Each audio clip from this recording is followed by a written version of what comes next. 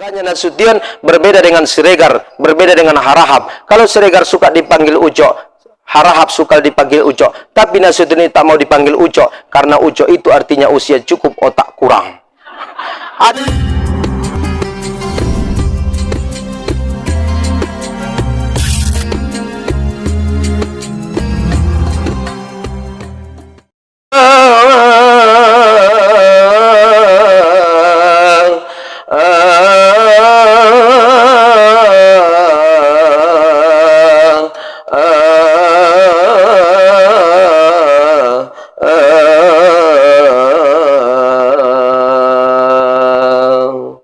Tambu Bapak dan Ibu.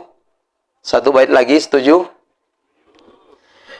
Walamma tamma min hamlihi ala rajih tis'atu ashhurin qamariyan wa ana lil-zamani an yanjali anhu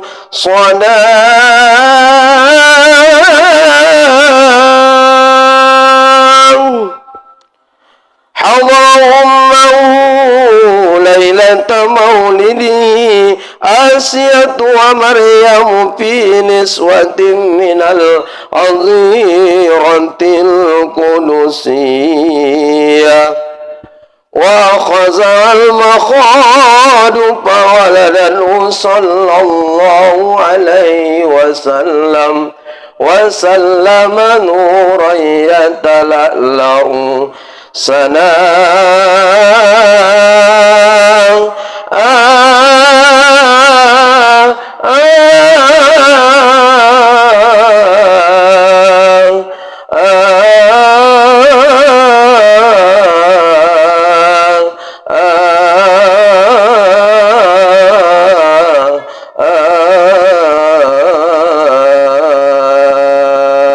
semuanya. Sallallahu ala Muhammad. Ya, lebih kencang. Sallallahu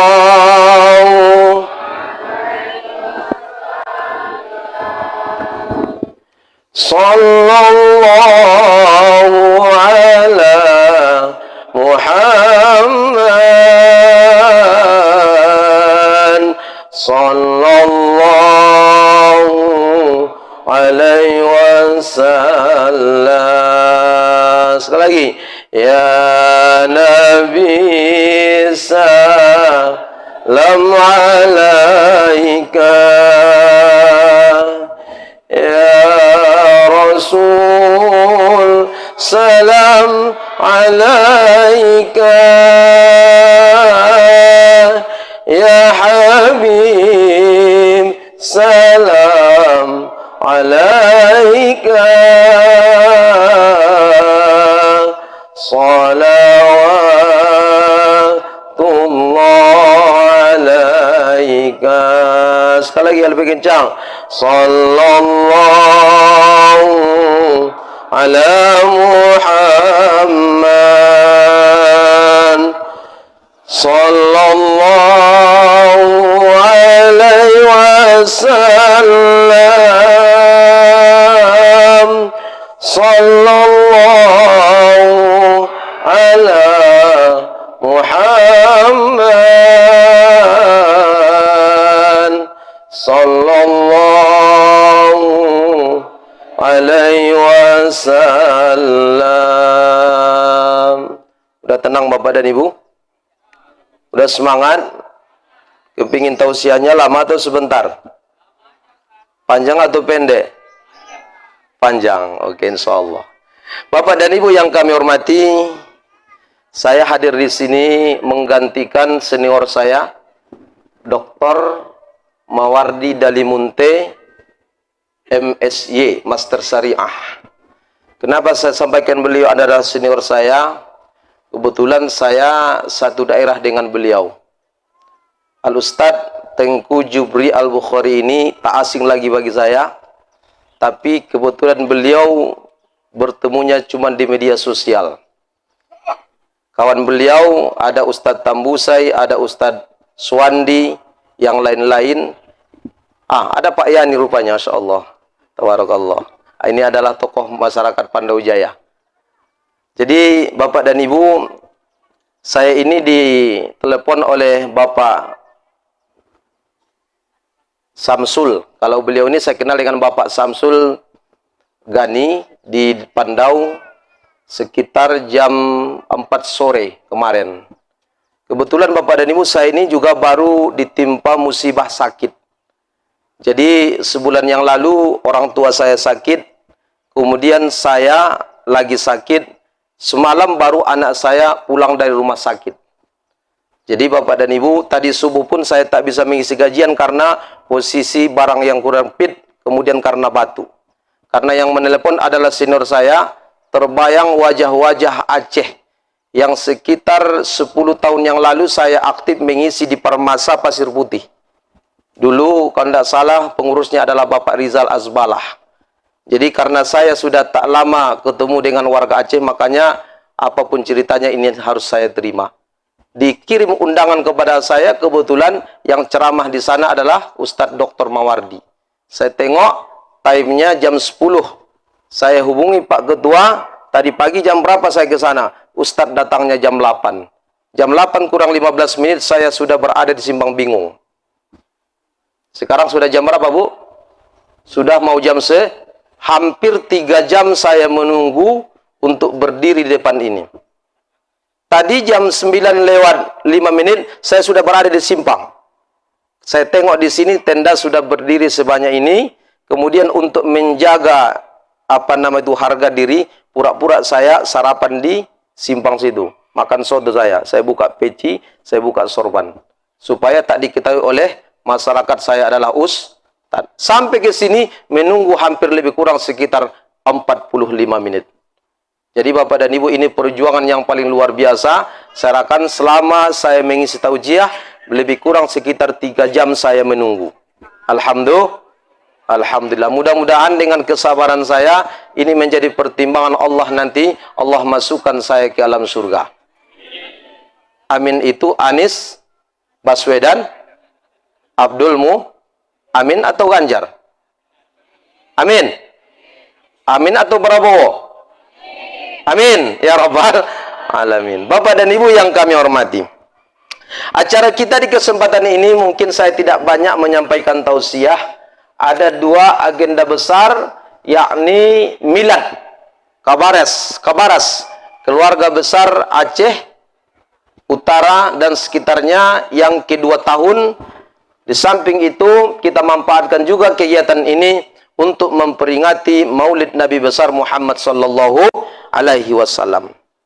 Saya cuma mengambil garis besar dari apa yang kita laksanakan di pagi hari ini. Kita akan kaitkan dengan sejarah Nabi Muhammad sallallahu alaihi wasallam. Tadi Bapak dan Ibu, setelah sambutan demi sambutan kita sampaikan oleh pengurus, kemudian kita memberikan perhatian kepada anak-anak yatim kita. Saya tanya kepada Ustadz tadi, kira-kira anak yatim ini warga sekitar atau memang betul-betul warga yang berada di Kabaras? Lalu beliau menyebutkan ini adalah warga yang berada di daerah Kabaras. Bapak dan Ibu yang kami hormati, apa kaitannya santunan anak yatim yang kita berikan kepada anak-anak kita hari ini kaitannya dengan sejarah Nabi Muhammad sallallahu alaihi wasallam? Tadi di awal saya telah membacakan syair dari Al-Barzanji, di mana di bait yang kedua Bapak dan Ibu ada bunyi syairnya, tuwfiya bil madinatil munawwarati abuhu Abdullah. Tuwfiya, diwafatkanlah di Madinah Munawwarah ayahnya yang bernama Abdul. Artinya Bapak dan Ibu, kalau dalam posisi ketika Abdullah telah meninggal dunia, berarti dipastikan Rasul itu sebelum beliau terlahir ke atas dunia dalam posisi anak yatim. Kira-kira Bapak dan Ibu, ketika Abdullah meninggal dunia, yang merasakan sedih yang paling dalam Nabi Muhammad atau istri beliau? Bu, jamaah. Jamaah. Oh jamaah. Alhamdulillah. Ibu punya suami? Ibu punya suami? Semangat jawabnya. Yang merasa punya suami tunjuk tangan. Cuman 3 orang, yang lainnya gadis atau janda. Yang 3 orang tadi yang menunjuk tangan punya suami, saya doakan suaminya panjang umur. Sampai 1000 tahun. Nyesal ibu tuh. Sempat 1000 tahun umur suami saya, gimana modelnya itu Pak Ustadz? Sedangkan umur 50 tahun saja sudah banyak model penyakitnya. Saya tengok dari wajah-wajah jamaah yang hadir ini semuanya punya banyak penyakit. Ya Bu, makan ini tak boleh, makan itu tak boleh. Kenapa banyak model penyakit kita hari ini? Ada penyakit asam urat. Baru tausiah 15 menit sudah kejemutan kakinya. Ada penyakit asam padeh. Kami sebagai imam-imam di masjid, Bapak dan Ibu, kadangkala sangat takut dengan kondisi para jamaah. Nanti takut ketika terlalu lama sholatnya banyak jamaah yang pingsan. Jadi Bapak dan Ibu yang kami hormati. Jadi pas ketika Abdullah meninggal dunia, ayah dari Rasulullah SAW, yang posisi Nabi Muhammad dalam kandungan ibunya yang bernama Aminah, baru berumur lebih kurang sekitar 2 bulan. Bayangkan Bapak dan Ibu. Pas ketika umur Nabi Muhammad dalam kandungan berumur 2 bulan, ternyata ayahnya Abdullah meninggal dunia. Kesedihan yang paling dalam yang dirasakan oleh Muhammad pada saat itu, bukan beliau yang merasakan, akan tetapi kesedihan yang paling dalam dirasakan oleh istri beliau.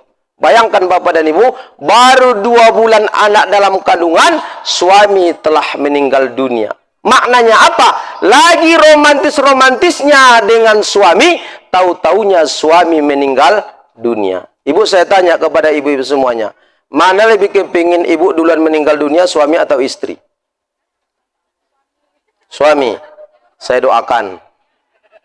Yakin? Pak-bapak? Pak? Oh Pak? Sehat Pak? Mau makan kita? Kalau Bapak ditanya kepada Bapak, mana lebih kepingin duluan meninggal dunia, suami atau istri? Tak bisa dijawab dong. Nampaknya bapak-bapak kita ini sayang sama. Kalau istri ditanya, mana lebih kepingin duluan meninggal dunia, suami atau istri? Langsung jawabannya Padahal kalau meninggal dunia nanti pasti merengek, pasti menangis. Kalau sudah tiada, baru terasa bahwa kehadirannya sungguh berharga, sungguh berat aku rasa kehilangan dia, sungguh berat aku rasa hidup tanpa dia. Sedih kita kalau pasangan hidup kita meninggal. Begitulah sebenarnya yang dirasakan oleh Aminah ketika suaminya Abdullah meninggal dunia.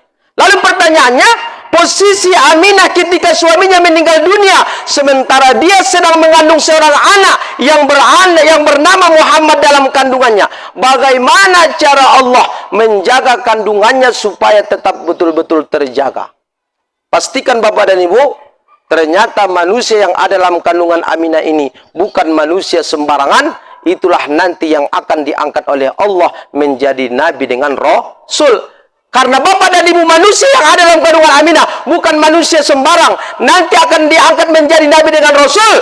Makanya Allah tunjukkan cara-caranya Allah untuk menjaga kandungan Aminah pada saat ketika mengandung yang namanya Nabi Muhammad sallallahu alaihi wasallam. Bahkan dalam kisah juga disebutkan Bapak dan Ibu, untuk menjaga semangat Aminah, untuk menjaga perasaan Aminah supaya dia tidak bersedih ketika saat mengandung Muhammad. Setiap malam itu didatangkan mimpi-mimpi yang baik terhadap Aminah, ibunda baginda Rasulullah sallallahu alaihi wasallam. Ibu-ibu, pada saat ketika mengandung anak yang pertama dulu, ibu sering merasakan mimpi yang baik atau mimpi yang tidak baik? Kalau Aminah pernah bermimpi didatangi 2 buah bulan, menandakan mimpi itu adalah mimpi yang baik. Kalau ibu pada saat ketika mengandung anak dulu, ibu pernah didatangi 2 buah bulan atau bermimpi dikejar ular? Bermimpi dikejar ular? hati-hati. Kalau sempat ibu-ibu bermimpi dikejar ular 3 malam berturut-turut, menandakan suami ibu selingkuh. Ustaz, saya tak 3 malam berturut-turut, Pak Ustaz, saya bermimpi dikejar ular, cuman 1 malam saja, menandakan suami ibu coba-coba hati-hati juga. 3 malam dengan 1 malam itu tak jauh beda. Kalau 3 malam menandakan suami selingkuh, kalau 1 malam menandakan suami coba-coba selingkuh. Jadi Bapak dan Ibu, ternyata didatangkan mimpi-mimpi yang baik terhadap Aminah pada saat ketika mengandung yang namanya Nabi Muhammad sallallahu alaihi wasallam. Makanya Bapak dan Ibu, karena perasaan Aminah terjaga, semangat beliau terjaga, kebahagiaan beliau terjaga pada saat ketika mengandung Muhammad, makanya makin tua pun kandungan Aminah, makin tidak terasa dia posisi kandungan ini makin berat. Akan tetapi makin tua kandungan Aminah ketika mengandung yang namanya Nabi Muhammad, makin tua kandungannya makin ringan. Beda dengan kita hari ini, ibu-ibu. Kalau ibu-ibu makin tua kandungannya, makin berat atau makin ringan? Rasa-rasanya kalau bapak-bapak perhatikan, ibu-ibu yang mengandung anak itu memang sedih sekali. Memang capek sekali. Betul tidak ibu-ibu? Kira-kira capek tidak mengandung anak? Capek. Letih tidak mengandung anak? Itu kan Allah sampaikan dalam Al-Quran, wa fisaluhu fi amain.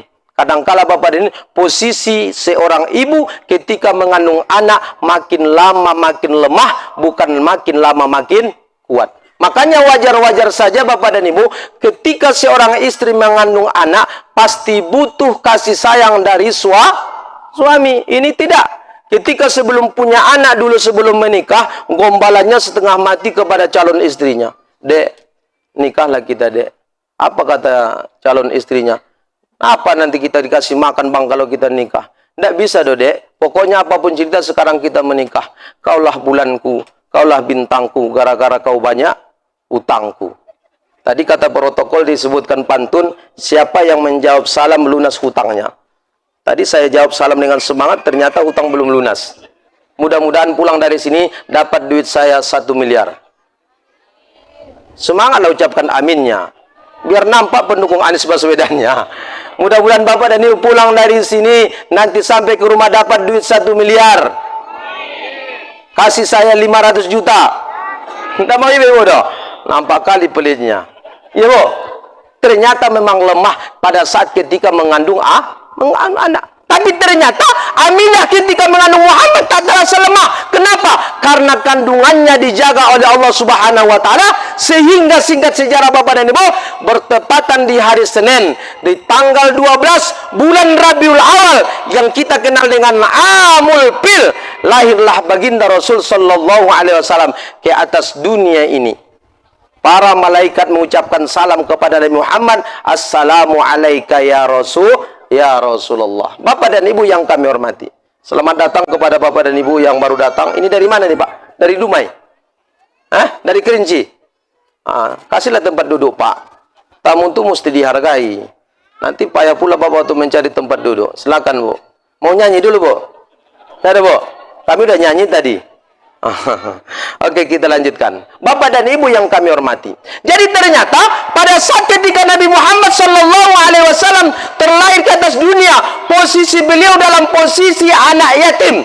Apa makna anak yatim? Telah kehilangan seorang ayah. Rasul selama dalam kehidupan beliau Bapak dan Ibu tidak pernah mengenal yang namanya ayah beliau, tidak pernah menatap wajah ayah beliau, tidak pernah bercengkerama dengan ayah beliau.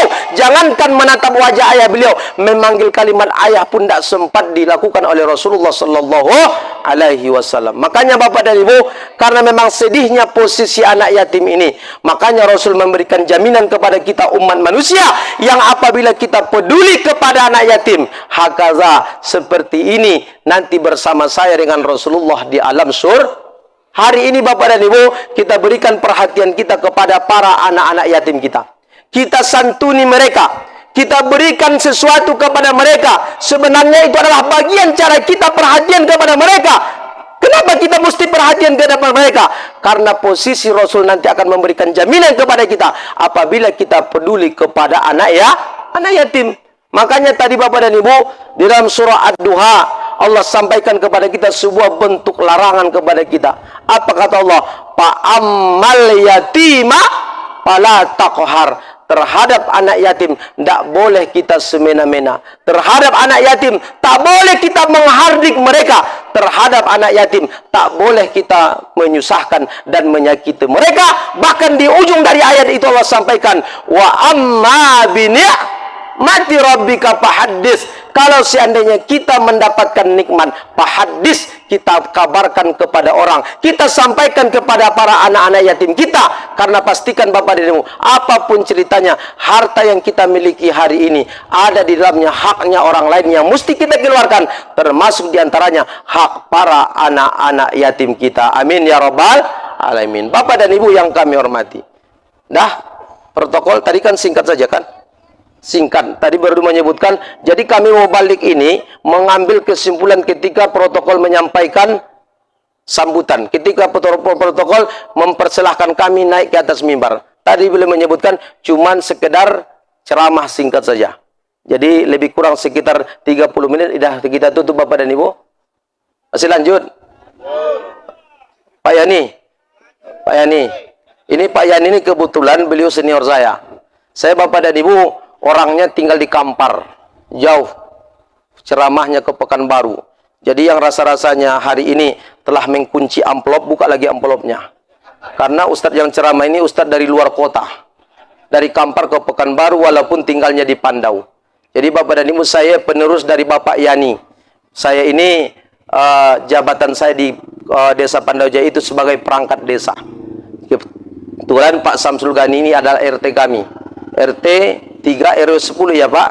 Mana Bapak tuh? Udah lari dia. Nampak. Oh, di belakang. Nampak kali memang betul-betul pemimpin yang tawadu. Saya berharap kemarin beliau itu calon RW, tapi ternyata tak menjadi calon RW, cuman RT saja. Kita doakan mudah-mudahan besok beliau menjadi calon RW dan calon kepala desa. Amin ya rabbal alamin. Kita sampaikan sedikit lagi Bapak dan Ibu. Singkat sejarah, pas ketika umur Nabi Muhammad sallallahu alaihi wasallam 6 tahun, tahu-taunya ibunda beliau pun tercinta meninggal dunia. Makanya tak salah para ulama kita menyebutkan Nabi Muhammad itu adalah yatimul kamil. Yatimul kamil itu adalah yatim yang sangat sempurna. Kenapa dikatakan yatim yang sangat sempurna? Karena Nabi Muhammad dalam posisi ketika di waktu kecil telah kehilangan ayah dan telah kehilangan ibu. Lalu setelah itu beliau dipelihara oleh kakeknya yang bernama Abdul Muthalib atau Abu Talib? Hah? Abdul Muthalib atau Abu Talib? Kakek beliau itu yang bernama Abdul Muthalib. Ternyata umur 8 tahun pun Nabi Muhammad Abdul Muthalib pun meninggal dunia. Lalu beliau dipelihara oleh pamannya yang bernama Abu Talib. Singkat sejarah Bapak dan Ibu, berumurlah Nabi Muhammad itu 25 tahun, menikah dengan seorang istri yang bernama Khadijah berumur 40 tahun. Tapi ternyata walaupun Khadijah berumur 40 tahun, wajahnya seperti 15 tahun. Kenapa wajahnya seperti 15 tahun? Karena kebetulan Khadijah adalah seorang janda yang sangat kaya. Jadi kalau ibu-ibu kepingin awet muda, sejahterakan bapak-bapak. Jangan lagi dicicil belanjanya. Jangan lagi dicatu uang makannya. Kalau perlu setiap bulan tuh 15 juta satu bulan untuk istri saja. Setuju ibu? Bu. Yang setuju 15 juta satu bulan tanpa biaya makan dan minum, tunjuk tangan. Mak, nampak kali yang baru datang tadi, mana istilahnya? Kalau sempat 15 juta, kira-kira model ibu yang sekarang awet muda atau awet tua? Saya yakin awet muda. Kenapa? Karena apapun ceritanya Bapak dan Ibu, materi itu sangat menentukan kita muda atau tua Bapak dan Ibu. Hari ini, kenapa saya bisa berpenampilan menarik seperti ini? Karena lagi kere. Lagi kere.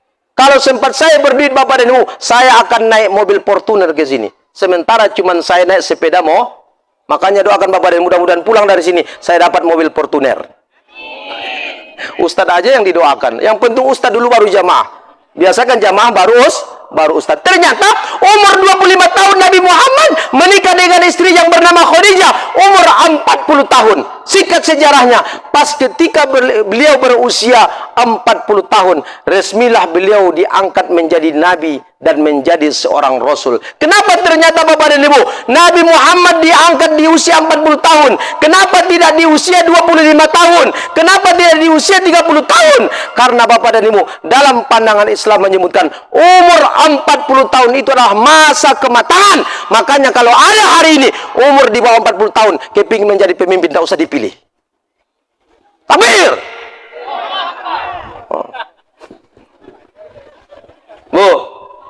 Bu, tak kemana-mana ceritanya itu. Tapi kan MK sudah memutuskan. Walaupun hakim MK-nya di nonaktif, katanya hari ini Bapak dan Ibu mohon maaf, tapi kita doakan siapapun besok menjadi pemimpin kita, mudah-mudahan menjadi pemimpin yang amanah. Amin juga lah gitu. Nggak ada cerita yang lain. Nomor satu. Jadi Bapak dan Ibu, 40 tahun Nabi Muhammad diangkat menjadi Nabi dengan Rasul. Ketika itu dia sedang berada di Gua Hira.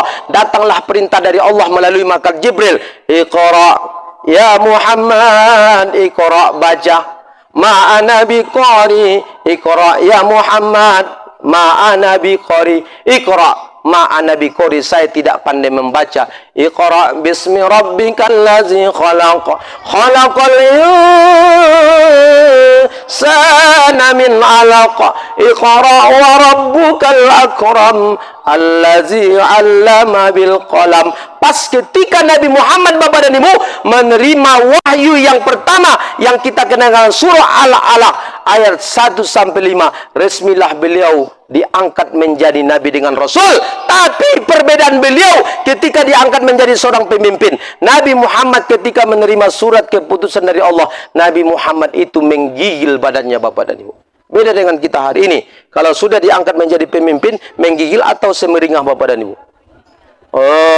Waktu diambil pun Al-Quran Bapak dan Ibu, diletakkan di kepalanya, tak ada sedikit rasa takut. Wallahi, demi Allah saya bersumpah, billahi tallahi, demi Allah saya bersumpah akan melaksanakan tugas dengan sebaik-baiknya. Tidak ada sedikit pun menggigil badan mereka ketika menerima amanah. Nabi Muhammad ketika menerima amanah resmi, beliau diangkat menjadi Nabi dan Rasul, sementara badan beliau menggigil ketakutan pulang ke rumah. Apa tanggapan beliau kepada istrinya? Ya Khadijah, sammiluni, sammiluni, sammiluni, selimuti aku, selimuti aku, selimuti aku. Artinya apa? Kenapa Rasul kepingin diselimuti? Karena Rasul ketakutan dengan amanah yang diberikan oleh Allah Subhanahu wa taala. Sementara ketika Nabi Muhammad kepingin diselimuti, datang perintah yang kedua, ya ayyuhal muddatsir qum fa'ansir. Hei orang yang berselimut, berdirilah. Artinya seorang pemimpin hari ini ketika mereka sudah dilantik, jangan banyak tidur. Jangan banyak ini enggak. Ketika dilantik 5 tahun tidur, mau mendekati 2024 baru mengatakan pilih saya, pilih saya. Pak RT banyak yang kayak gitu. Dulu di tempat Bapak, di awal anggota dewan kita ditunjuk, udah dibangun enggak? Sekarang mau detik-detik akhir baru mau dibangun. Itu namanya, mohon maaf, pemimpin yang tertidur. Hari ini Bapak dan Ibu, kalau banyak pemimpin kita yang tertidur, pasti masyarakatnya akan sengsara. Kenapa Bapak dan Ibu? Terbukti Rasul ketika beliau selimut, ketika beliau kedinginan badannya, namun Allah perintahkan kum, berdiri. Berdiri itu artinya laksanakan amanah dengan sebaik-baiknya. Terbukti Bapak dan Ibu, Nabi Muhammad betul-betul dia amanah menjadi Nabi dan Rasul. Cuman dia 23 tahun berdakwah di kota Makkah dan di kota Madinah. Sempurnalah ajaran Islam itu, sampailah ajaran Islam ini ke tengah-tengah kita semua. Kenapa ajaran Islam itu sampai ke tengah-tengah kita? Karena Nabi Muhammad berhasil menjadi seorang pemimpin. Genaplah umur Rasulullah 63 tahun. Tepat di hari Senin tanggal 12 juga bulan Rabiul Awal, datanglah malaikat Jibril bertemu dengan Nabi Muhammad SAW ke rumah beliau. Assalamualaikum ya Rasulullah. Waalaikumsalam. Fatimah, buka pintu. Sudah datang dia. Dibuka oleh Fatimah pintu, tidak ada yang nampak doh. Suruhlah dia, karena dia adalah tamu yang paling istimewaku. Ternyata yang datang itu adalah malaikat Israel. Ibu-ibu, bapak-bapak, kalau ada orang yang datang mengetuk pintu kita, ternyata yang datang itu malaikat Israel, mau tidak bapak dan ibu membuka pintu? Bu, udah siap dah untuk mati? Udah siap dah untuk mati? Mana lebih kepingin meninggal dunia, pulang dari tempat ini atau pulang dari Ramayana? Saya doakan. Mudah-mudahan Bapak dan Ibu pulang dari tempat ini tetap sehat, amin. Mudah-mudahan ibu-ibu tetap sehat, amin. Mudah-mudahan bapak-bapak ketika pulang dari tempat ini dapat istri yang kedua, amin. Koncang aminnya. Insyaallah tabarakallah. Ternyata Bapak datang malaikat Israel, ditanya oleh Rasul, ya Israel, apa tujuan engkau bertemu denganku di pagi hari ini, giliran engkau ya Rasulullah ingin dicabut nyawanya. Ikhlas Rasul menyampaikan, ya Israel, kalau memang di pagi hari ini giliran saya ingin dicabut nyawanya, saya ingin bertanya kepada engkau, bagaimana nanti posisi umatku di akhir zaman? Mereka masih butuh dengan ajaranku, mereka masih kepingin bertemu denganku. Jawaban dari Allah sampaikan kepada beliau, wahai Israel, posisi umatnya di akhir zaman, posisi dalam posisi yang aman, nanti akan bersama beliau nanti di alam surga. Kota Medan kota metropolitan, Pekanbaru kota bertuah. Marilah kita saling doa mendoakan, mudah-mudahan Kabaras ini selalu membawa berkah. Tiada hari semulia hari kecuali hari Jumat, tiada nabi semulia nabi kecuali Nabi Muhammad, tiada bulan semulia bulan kecuali bulan Ramadan, tiada nama secantik nama kecuali Samsuddin Nasution. Kalau di awal namanya Awaluddin, kalau di akhir namanya Akhiruddin, kalau di tengah namanya Tongahuddin, yang suka rokok Samsu namanya Samsuddin, yang suka di kamar namanya Kamaruddin, yang suka daging namanya Lahmuddin, yang suka jalan-jalan namanya Jalaluddin. Marganya Nasution berbeda dengan Siregar, berbeda dengan Harahap. Kalau Siregar suka dipanggil Ucok, Harahap suka dipanggil Ucok, tapi Nasution tak mau dipanggil Ucok, karena Ucok itu artinya usia cukup, otak kurang. Ada gelarnya sedikit di ujung, SPDI. Apa itu SPDI? Spesial Peminta Dana Infak. Karena saya dapatkan gelar SPDI gara-gara tinggal di masjid. Saya 2004 sudah tinggal di Pandau. Sudah hampir sekitar 20 tahun saya tinggal di Pandau. 24 akhir saya dusa di sana. Saya mengabdi di Masjid Al-Muhajirin Pandau. Kuliah tahun 2006. Kemudian selesai 2010. Nikah 2011. Dapat anak 2012. Mudah-mudahan pulang dari sini juga dapat saya istri yang kedua. Amin. Live and share. Ya Rabbal alamin. Yat satire mutani padihe. Salema jagale macis sipo selimani hoto peka. Dunia ke tum dre tum jay sanjayha. Bahasa apa tuh? Bahasa Aceh. Bahasa Aceh ya Pak? Bukan.